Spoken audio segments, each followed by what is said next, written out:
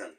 Les doy la bienvenida a esta charla titulada Supuestos sacrificios humanos, rompiendo mentiras y calumnias de los invasores españoles.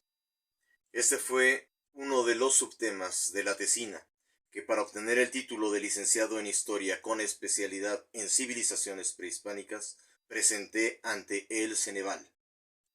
Aquí vamos a analizar y a desmentir la versión oficial desde un punto de vista lógico, científico y libre de los absurdos fanatismos religiosos que eran propios de aquella época oscurantista. Antes que nada, aclaro que en lo sucesivo, cuando me refiera a la Iglesia Católica, no me estaré refiriendo a la religión, sino a sus altos jerarcas político-religiosos. Yo respeto la libre creencia de la gente, pero no a los dirigentes religiosos que buscan intervenir en las decisiones políticas. Las fuentes irán más allá de una simple bibliografía, pues los autores de los libros generalmente son personajes patrocinados por los vencedores de las guerras. O son los propios personajes vencedores de las guerras que, si bien vivieron en carne propia los hechos, su visión está limitada por sus intereses, su nivel académico, cultural y moral que dependerá, a su vez, de la religión que profese el autor, tergiversando con esto la narrativa de los hechos para justificar sus actos y contar su propia versión. Recordemos que la historia la escriben los vencedores de las guerras, usando como tinta la sangre de los vencidos. Y esa será siempre la versión oficial.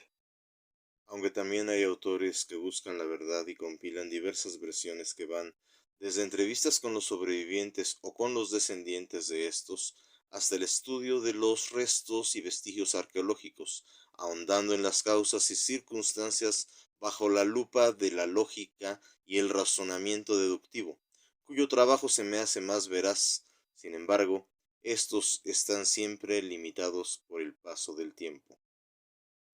Este último es el camino recto que les invito a recorrer conmigo, para lo cual, como dije antes, es conveniente recurrir a un análisis lógico y neutral, desmenuzando minuciosamente la historia, quitándole los prejuicios religiosos de los hijos de Castilla y Aragón, que nunca nos vinieron a conquistar, sino a invadir.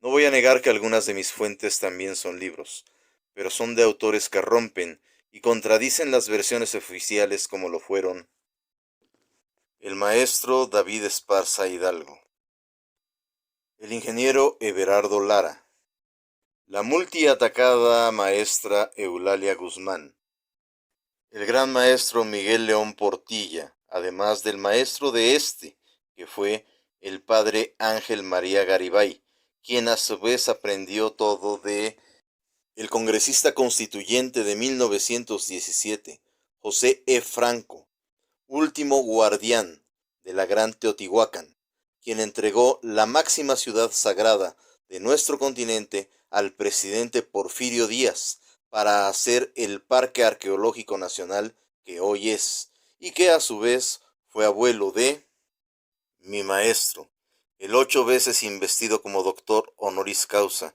Pedro Enrique Franco Luna, de quien también aprendí muchísimo. Jesús Juan Mario Tonatiu Mercado Cuaupopocatzin Cortés Moctezuma, último Huey Cuautlatoani de Mexicotlaltelolco. A modo de introducción, me gustaría que escucháramos unas palabras de un entrañable amigo con el que mantengo correspondencia electrónica desde hace varios años, el escritor Eduardo Galeano. Ninguna guerra tiene la honestidad de confesar: yo mato para robar. Las guerras siempre invocan nobles motivos, matan en nombre de la paz, en nombre de Dios, en nombre de la civilización, en nombre del progreso, en nombre de la democracia. Y si por las dudas, si tanta mentira no alcanzara, ahí están los grandes medios de comunicación dispuestos a inventar enemigos imaginarios para justificar la conversión del mundo en un gran manicomio. Una vez digerido este concepto, les invito a que, más que ponernos en los zapatos, nos pongamos en los huaraches de nuestros antepasados que vivieron esa época.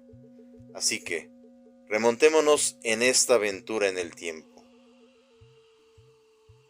En las mentadas crónicas de la mal llamada conquista de México, el militar español Bernal Díaz del Castillo y el sacerdote Francisco Cervantes de Salazar, cómplices del invasor Cortés, citan, y de un solo tajo sacaban el corazón todavía humeante y palpitante del pecho de su víctima para ofrendarlo a sus dioses, y guardaban su sangre para beberla varios días después en una gran ceremonia. Eso fue, es y será totalmente falso y forma parte de las grandes mentiras de la historia. A continuación se explica por qué. Si acudimos como referencia directa a los principios básicos y elementales de la historia del hombre, ha quedado científicamente comprobado que los sacrificios humanos los realizan grupos sumamente incultos que, a duras penas, han descubierto el fuego. No han descubierto la agricultura ni la ganadería o crianza de animales comestibles. Aún no dominan las matemáticas, mucho menos la ciencia ni la tecnología. No conocen las bellas artes, teatro, poesía, pintura, música, escultura, danza y arquitectura. Por lo mismo, todavía viven en cavernas o en chozas mal construidas. Son excesivamente bárbaros y hasta caníbales. Totalmente incivilizados y sin una composición social definida. Carecen de un estado de derecho definido, leyes o normas, penas o castigos, trueque o intercambio de mercancías, enlaces de comunicación, lazos cívico-religiosos, etc. Viven en permanente matriarcado. La madre manda a todos sus hijos, pues no conocen quién es el padre. Su precaria vestimenta es en base a las pieles de los animales que cazan, pues aún no conocen el algodón, la lana, la seda, etc. No conocen el aseo, los perfumes o las fragancias. Nosotros éramos tan bárbaros, caníbales, incultos, salvajes, incivilizados e ignorantes que teníamos uno de los idiomas más avanzados del mundo, equivalente al mandarín y al ruso, mucho más complejo que el italiano, el francés y el castellano, con diversas reglas gramaticales, conjugación de verbos en modo, tiempo, lugar y espacio, además de prefijos y sufijos, minimizaciones y maximizaciones, idioma con el cual hablábamos de forma florida. Nos divertíamos componiendo albures y hermosos versos como amo el canto del censontl, amo el color del jade y el enervante perfume de las flores, pero amo más a mi hermano, el hombre, compuesto por nuestro señor Netzahualcoyoltzin, Huitlatoani de Texcoco. Teníamos un sinfín de avances médicos, científicos y técnicos. Por lo mismo, respetábamos el justo equilibrio con la naturaleza. Contrario a otras culturas que minimizan y humillan a sus mujeres, aquí la mujer era sumamente venerada y respetada debido a su valiosa labor en el hogar, pues sabíamos que la madre es quien educa y forma a los hijos, transmitiéndole nuestros valores, usos, costumbres y tradiciones milenarias. Usábamos ropas holgadas y cómodas, a base de telas de algodón cultivado y hermosas plumas de aves exóticas. Existían escuelas especiales para guerreros y civiles, Calmecac y Telpochcali. Éramos excelentes artistas. Actualmente los expertos consideran que la belleza y el misticismo de nuestras esculturas y pinturas solo es comparable con las del antiguo Egipto. Pero además teníamos danza, música, poesía, etc. Construíamos simétricas y bien trazadas acrópolis, ciudades elevadas sobre las aguas, ejemplos mundiales de civilidad y orden público. En Tenochtitlan, el Hueytocali, templo mayor, estaba exactamente donde el Sol hace un perfecto ángulo recto de 90 grados respecto a la Tierra. En el lago separamos las aguas dulces de las saladas con diques. Además, teníamos calzadas, drenaje, acueductos y alumbrado público a base de lámparas de fuego. Teníamos un perfecto sistema de comunicación entre nuestros pueblos a base de calzadas, caminos, puentes y señalamientos. Enviábamos cartas y mensajes a través de los Tlanahuatili y Titlanecuili, heraldos o mensajeros. A su vez, existían tratados comerciales y alianzas militares entre los distintos pueblos de la nación del Sem-Anáhuac. Nos regía un estricto e inquebrantable código del honor y conducta, aún en la guerra. Manejábamos matemáticas avanzadas con el uso del cero, además de un perfecto sistema algebraico y aritmético de cómputo llamado Nepohualtzin, que constaba de un ábaco que también podía portarse en forma de brazalete. Además, edificábamos gigantescos observatorios astronómicos y templos de oración que eran verdaderas maravillas de la ingeniería arquitectónica, tipo Sigurat, hoy mal llamadas pirámides, lo que nos permitió crear un exacto y preciso calendario solar de 365 días y 6 horas, esto para no complicarnos haciendo un día bisiesto cada 4 años como los europeos, y conocer la composición del sistema solar. Así supimos que son 13 los mundos que giran alrededor del Sol. En 2007 la NASA apenas descubrió el mundo 11 y no duda que existan 2 más. Basándonos en dichas observaciones astronómicas y astrológicas, inventamos el Tonalámatl y el Tonalpohualli, infalibles sistemas o adivinatorios de definición de la personalidad que se basaban en la fecha y hora del nacimiento, tipo zodíaco u horóscopo, para señalar la actividad social que desempeñaría el recién nacido. Manipulábamos metales preciosos como el oro y la plata para hacer joyería fina a base de la técnica de vaciado a la cera perdida. A diferencia de las monarquías que siempre han imperado en el resto del mundo, nuestro excelente sistema político se basaba en una binarquía, es decir, el poder recaía en 2 diferentes personas de distintas familias señoriales, mismas que jamás podían emparentar entre sí, para evitar así la formación de una sola familia señorial. Por lo mismo, uno era el dirigente militar y religioso, Hueytlatoani, y otro era el dirigente civil y comercial, Hueycihuacóatl, conformando una sociedad binárquica, teocrática, militar, cívico-comercial. Aquí me gustaría que vieran todos los cargos que estaban repartidos en la pirámide jerárquica de la sociedad mexica. No teníamos pobreza extrema ni levantamientos o rebeliones. Nuestra escala social procuraba la felicidad y el bienestar de todos a través de la conformidad. Además de los rangos militares, había cargos civiles como Titlantli, embajador, Pochtecatl, comerciante, Calpuleque, jefe civil del Calpulli o municipio, Amantecatl, artesano, Tlacuilo, escribano, Támeme, cargador, etc. No necesitábamos de democracia, pues nos basábamos en la meritocracia.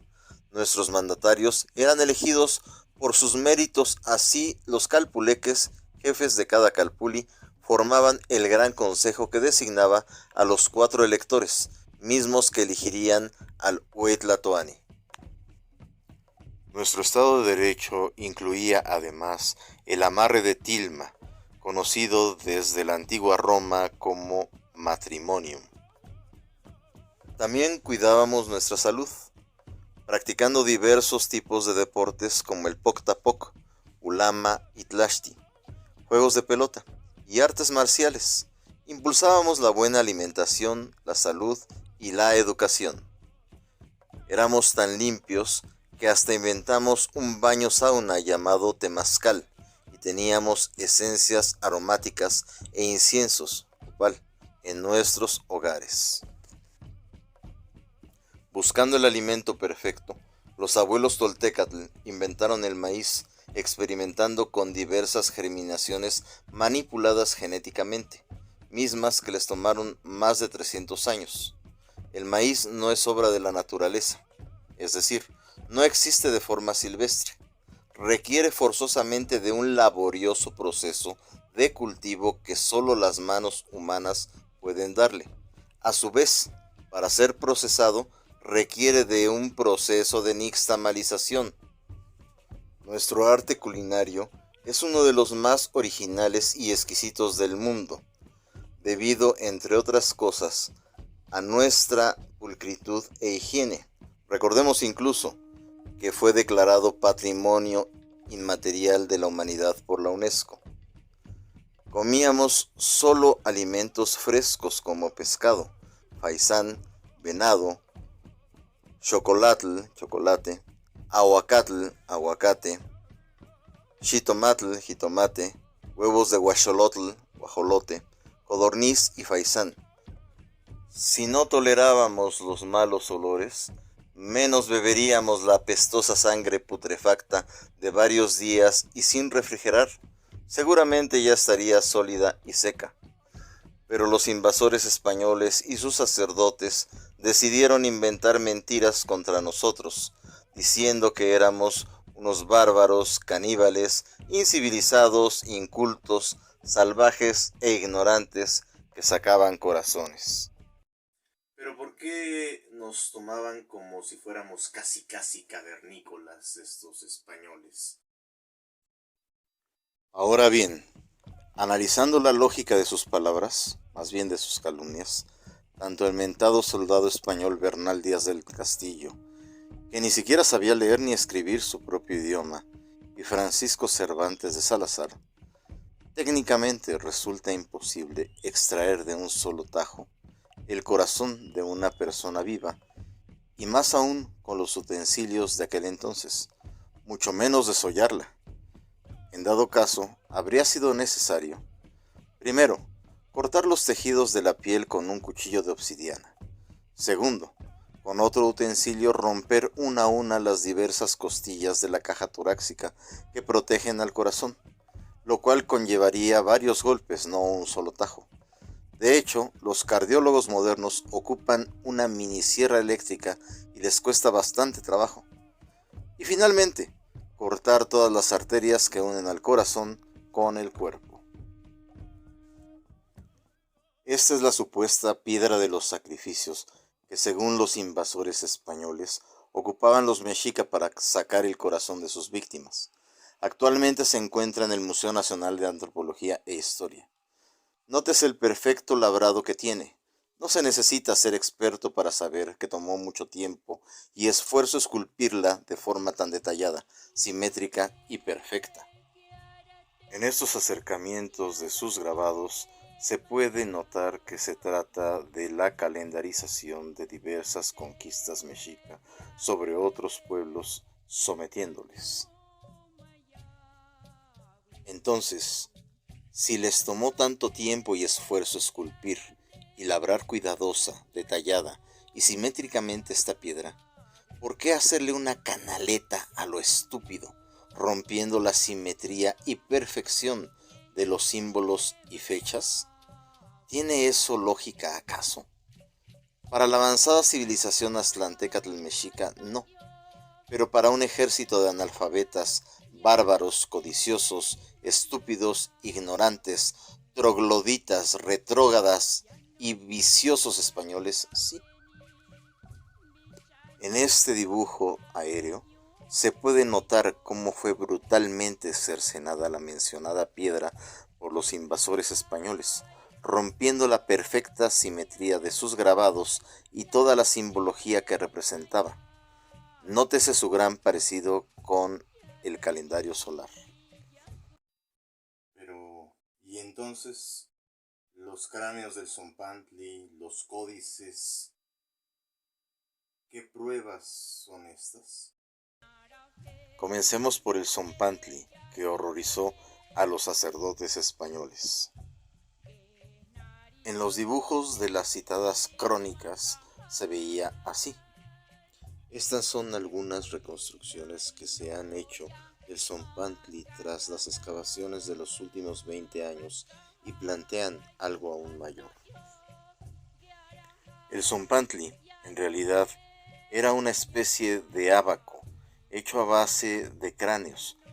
Cada cráneo representaba un siglo mexica de 52 años y se colocaba el cráneo del último gobernante de un poblado del Sem Anáhuac que hubiese fallecido recientemente.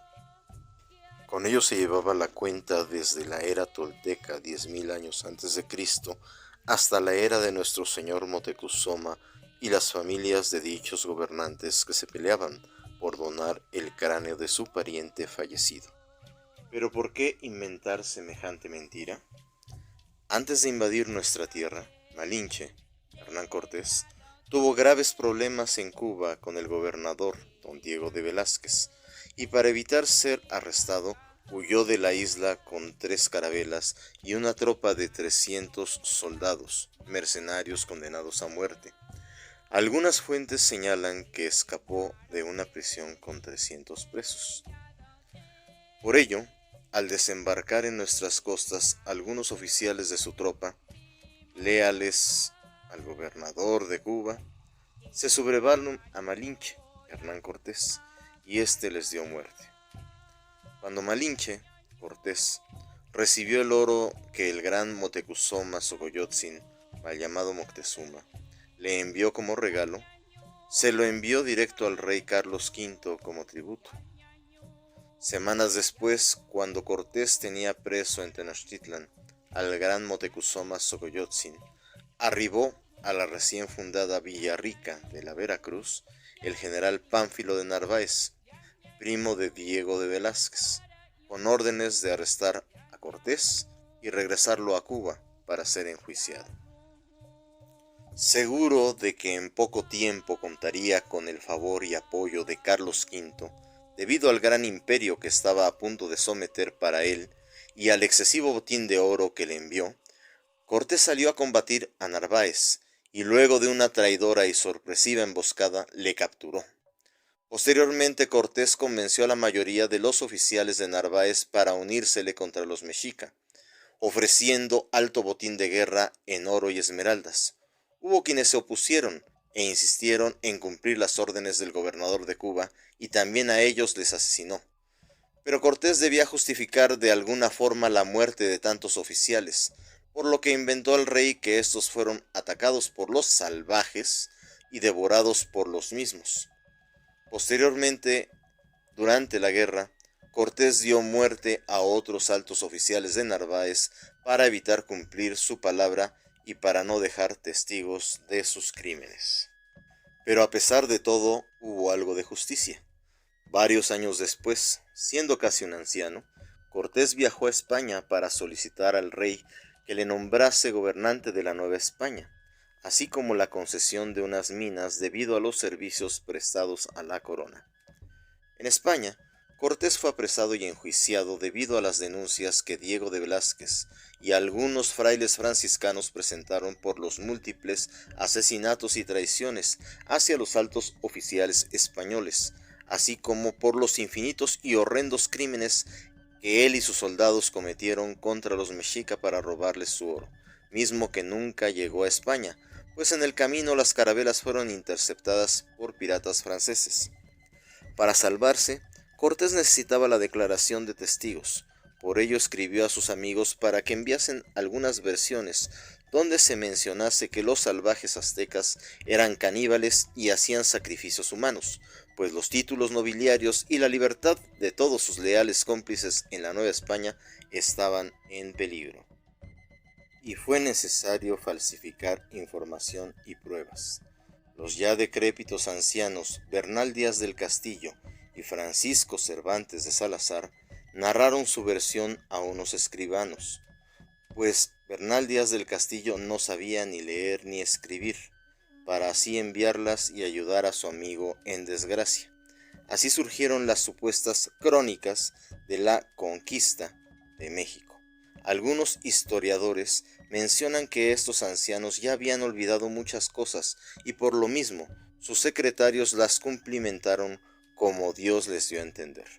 haciéndolas acompañar de unos códices falsos que otros sacerdotes católicos falsificaron por órdenes de Fray Pedro de Gante, cómplice de Cortés, que también mandó una versión parecida, y Pedro Moya de Contreras, primer inquisidor de la Nueva España, versión que a la fecha la corona española sostiene como verdadera. Aquí tenemos un comparativo entre los códices mandados a hacer por los españoles como pruebas documentales para Cortés, mismos que aparecen a mano izquierda. Nótese la influencia del estilo helénico europeo en el dibujo. A mano derecha se aprecian los códices originales prehispánicos. Agradezco mucho su fina atención. Hasta pronto.